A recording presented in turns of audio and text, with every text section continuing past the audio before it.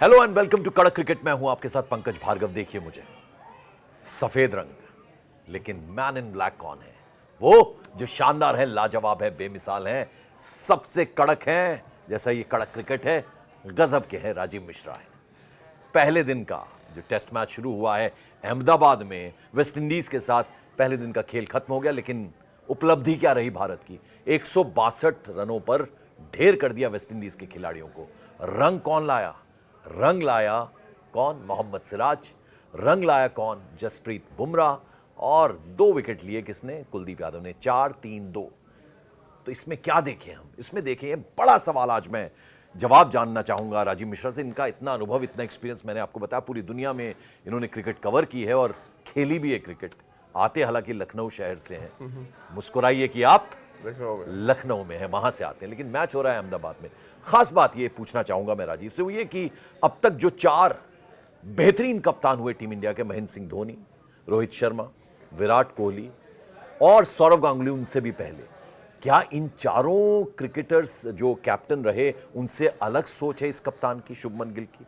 क्योंकि पहली बार ऐसा हुआ है कि पिच कौन सी मांगी है? पिच मांगी है फास्ट बॉलर्स को हेल्प करने वाली। ऐसा होता नहीं था, लेकिन इस बार ऐसी पिच मांगी गई है। और उनका ये कहना है कि हमें बाहर बहुत क्रिकेट खेलना होता है, तो उसके लिए अपने गेंदबाज प्रिपेयर करने, ये कर रहे, तो एक बड़ा रिस्क फैक्टर इसमें रहता है। और नीतीश राणे जैसे खिलाड़ी को खिलाया जो कि फास्ट बॉलिंग ऑलराउंडर हैं, ये किस तरह से देखें? बड़ा अलग से हैं बाकी कप्तानों से। कल जो मैंने प्रेस कॉन्फ्रेंस सुनी शुभमन गिल की, जो प्री मैच प्रेस कॉन्फ्रेंस होती है पंकज भाई, बहुत चौंकाने वाला उनका जो डिसीजन था। उन्होंने कहा कि मैंने पिच क्यूरेटर से कहा कि हमें स्पोर्टिंग विकेट चाहिए। यानी कि जिन विकेटों पे इंग्लैंड में वो रन बना के आए थे, वैसी कुछ विकेट की उन्होंने डिमांड की।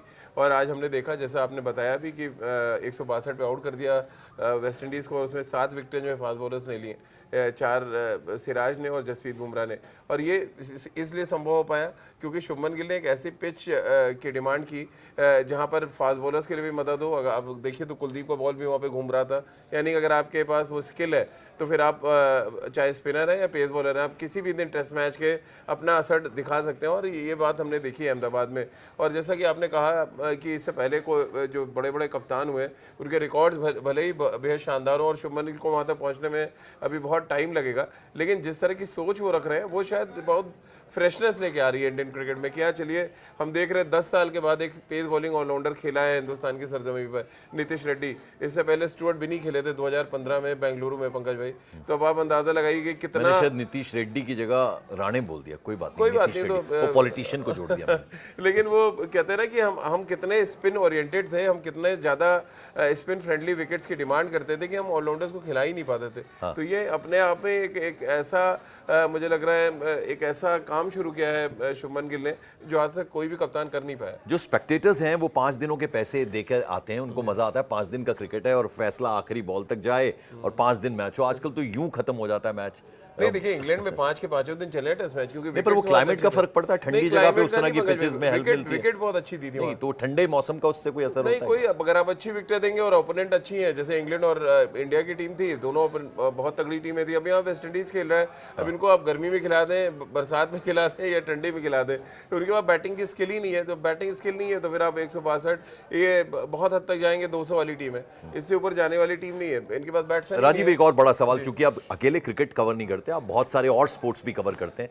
फुटबॉल में क्या होता है, जो बेस्ट की टीमें होती हैं उनकी सिलेक्शन होती है, जो नहीं होती। अब ये नहीं बड़ा सवाल उठता, मैं तो कह रहा हूं कि पाकिस्तान के साथ भी अपनी कोई टीम बी सी खिला देनी चाहिए।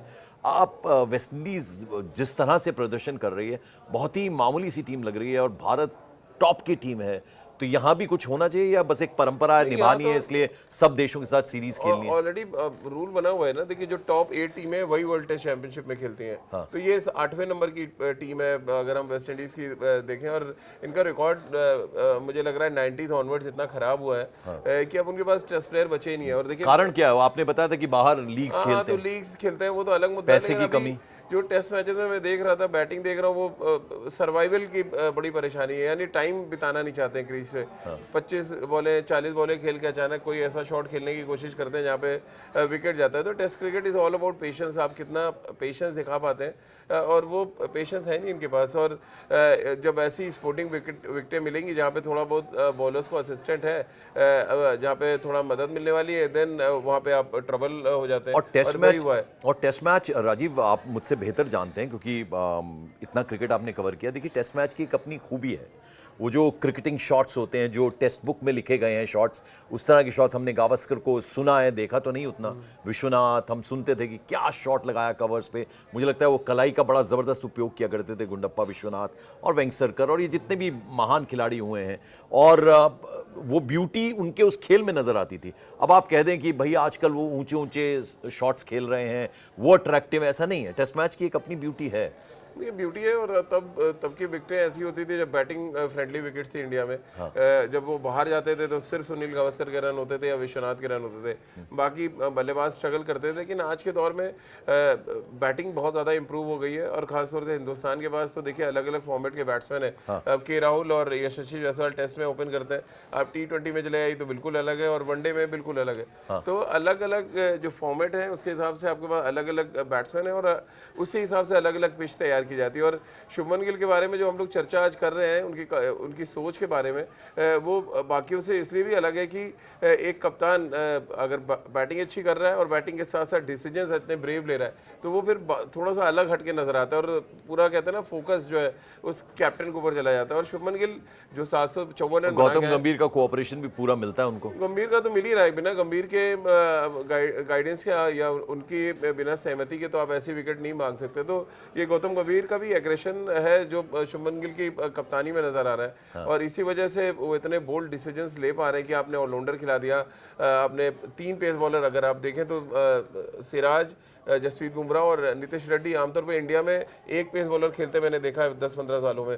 बाकी 4 स्पिनर खेलते हैं और 2 दिन में टेस्ट मैच खत्म हो जाते हैं। अखाड़ा विकेटें होती थी, पहले दिन से बॉल रैंक टर्न करता था जहां पे अश्विन और जडेजा आपको खेलने नहीं देते थे। तो अब वो हालात धीरे धीरे बदल रहे हैं, और ये बहुत अच्छी बात है कि हर जगह, मैं तो कह रहा हूँ आईसीसी को इसमें इंटरवीन करना चाहिए कि हर जगह आप स्पोर्टिंग विकेट दें। जब आपके पास स्किल हो तभी आप विकेट लें, कहते नहीं कि अनड्यू एडवांटेज आपको पिच से ना मिले। और जो सवाल मैंने आपसे सबसे पहले पूछा था, अब उसको जरा अलग तरीके से पूछता हूँ, how will you differentiate between a Mahendra Singh Dhoni and Shubman Gill, between a Sourav Ganguly and Shubman Gill, Rohit Sharma और शुभमन गिल, और विराट कोहली और शुभमन गिल? देखिए सौरभ बाकी कप्तानों से इसलिए बेहतर गिने जाते हैं कि उन्होंने टीम बनाया पंकज भाई। जब बहुत सारे यंगस्टर्स को मौका दिया। जब वो कप्तान बने तो फिक्सिंग का विवाद एकदम चरम पे था। उसके बाद वो जिस तरह से यंगस्टर्स को लेके आए, और उन्होंने एक्चुअली सिखाया कि आप जाके सब कॉन्टिनेंट के बाहर इंग्लैंड, साउथ अफ्रीका या ऑस्ट्रेलिया में जाके आप कैसे टेस्ट मैचेस जीत सकते हैं। वो सौरव गांगुली ने एक एग्जांपल सेट करना शुरू किया था। लेकिन वो बाहर जाके तो जीतते थे, जैसे टी-शर्ट उतारी थी वो अपने आप का एक एग्रेशन था। वो तो फिर आप वनडे क्रिकेट में चले गए। नहीं, मैं बता रहा हूँ कप्तान के तौर पे। नहीं, मैं सिर्फ टेस्ट क्रिकेट की बात कर रहा हूँ, मैं ओडीआई और उसमें T20 नहीं ला रहा सौरभ के बारे में। लेकिन वही था कि सौरभ जब इंडिया में खेलते थे तो वही अनिल कुंबले, हरभजन सिंह और वही अखाड़ा विकेटें, वही आप टेस्ट मैचेस जीतते थे। उधर न्यूजीलैंड ने आपका आगे विजय रथ रोक दिया। नहीं, ना जाने कितने सालों से हम अपने देश में सीरीज नहीं आ रहे थे, बिकॉज स्पिन फ्रेंडली विकेट्स पे खेलना और उसमें मैच जीतना बड़ी आम सी बात थी। वही काम धोनी ने किया। धोनी जब आए तो वो अश्विन और जडेजा उनको मिले। फिर जब विराट कोहली आए तो विराट कोहली को भी यही स्पिन का जो साथ मिलता चला गया। तो अभी हालात ऐसे हो गए कि जडेजा देखिए अब थोड़े से उम्र दराज हो रहे हैं, अश्विन रिटायर कर चुके हैं। तो अब मे भी ये भी एक बड़ा रीज़न है कि आपको जसप्रीत बुमराह और सिराज है। मे भी एक कैप्टन इसलिए भी टेम्प्ट कर जाता है कि हमारे पास जो स्पिनर है शायद उतने, और कुलदीप यादव की जो पेस है, मतलब स्पिन में वो बहुत तेज गेंद फेंकते हैं वो भी।